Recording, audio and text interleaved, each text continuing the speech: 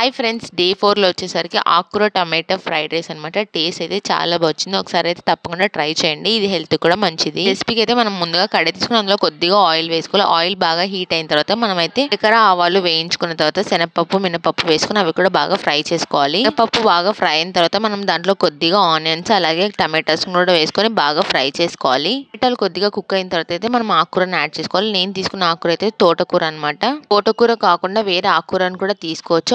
ఆకుకూర కొద్దిగా కుక్ అయిన తర్వాత అయితే మనం కొద్దిగా పసుపు అలాగే ఉప్పు వేసుకోవాలి. వేసుకొని కొద్దిగా ఫ్రై చేయాలి. అలాగే రుచికి సరిపడా కారం వేసుకోవాలి. ఈ వెజిటబుల్స్ కొద్దిగా సాల్టీగా ఉంటాయి కాబట్టి సాల్ట్ తక్కువ వేసుకోండి. లాస్ట్ లో కరివేపాకును వేసుకొని బాగా ఫ్రై చేసుకోవాలి. ఫ్రై చేసుకున్న తర్వాత మనమైతే కూర బాగా కుక్ అయిన తర్వాత అయితే మనం ఆల్రెడీ కుక్ చేసుకున్న రైస్ అయితే ఇందులో యాడ్ చేసుకొని ఒకసారి బాగా మిక్స్ చేసుకోవాలి. మిక్స్ చేసుకొని వేడివేడిగా సర్వ్ చేసుకుంటే టేస్టీ ఆకుకూర టమాటా రైస్ అయితే రెడీ అవుతుంది. ఈ రెసిపీ నచ్చిందని అనుకున్నా. మీకు ఈ రెసిపీ నచ్చితే ప్లీజ్ లైక్ అండ్ షేర్.